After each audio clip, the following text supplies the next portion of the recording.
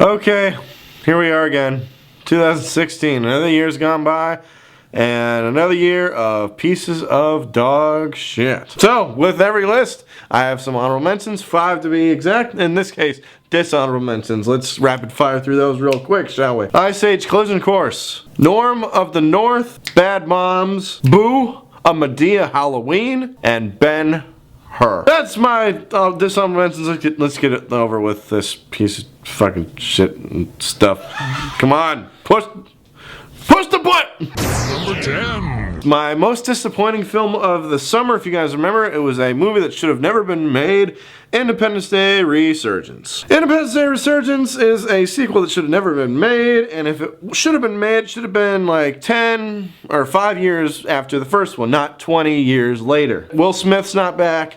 It's only Jeff Goldblum, and it's a bunch of freaking aliens. It's the exact same plot as the first one, except there's no Will Smith. That's my number 10. Number 9. Now we have the first of 3 video game movies I'm going to be talking about on this list. Starting off with Warcraft. I was a fan of this game, pretty much like everyone who watched this movie. The movie really was pretty boring. The characters, you really couldn't connect with the characters. The battle sequences were pretty meh. I mean, if it was done by Peter Jackson, like Austin would have wanted it, it would have been a lot better. I could not see myself watching this ever again. I couldn't see myself watching any of these movies. What the hell am I talking about? Warcraft is my number 9.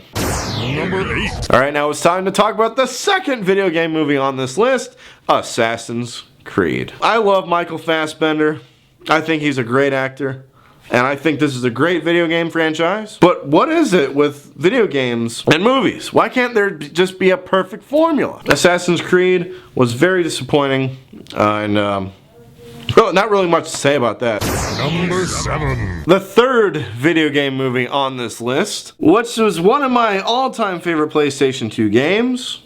I remember playing this a lot. It's Ratchet Clank. As a big fan of this video game franchise, I was expecting it to be like amazing. It was the same animation from the video game. Everything from the video game was in this movie, but they just couldn't get a good story. If you have a good video game, you gotta have a good story. This one doesn't have a good story. The same thing with the movie. It doesn't have a good story. Yeah, it's very bland, very predictable. That's my number 7, Ratchet Clank. Number 6. Alright, number 6 for me is a film that is similar to Bad Moms.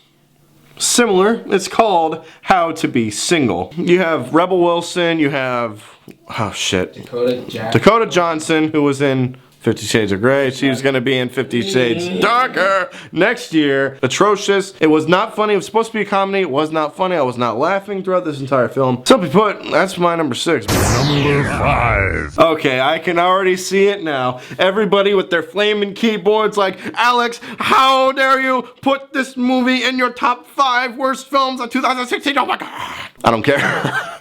My number 5. Batman v Superman, Dawn of Justice. You know, this is Ben Affleck's debut as Batman. And it's against Superman. It's supposed to be like Captain America Civil War, but it's not. Instead, it's these two fighting against each other. And then, all of a sudden, it's like, oh, your mom's name's this. Oh, that's my mom's name too. Boom, let's fight this guy. But yeah, it was extremely disappointing. Was not a fan of it at all whatsoever.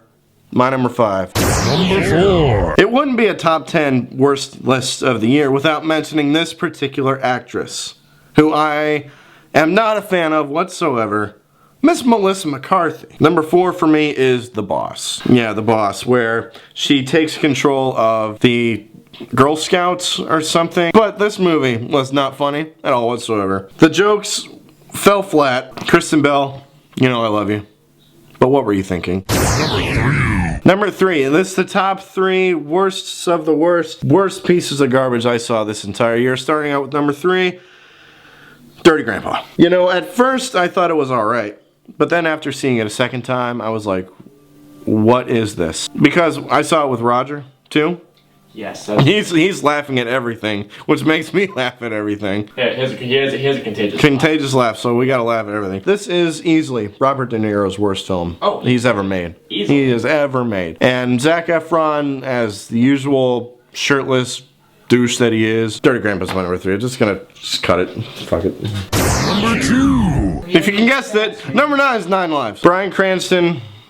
Bryan Cranston? Yes. Kevin Spacey. Oh shit. Kevin Spacey. Fuck.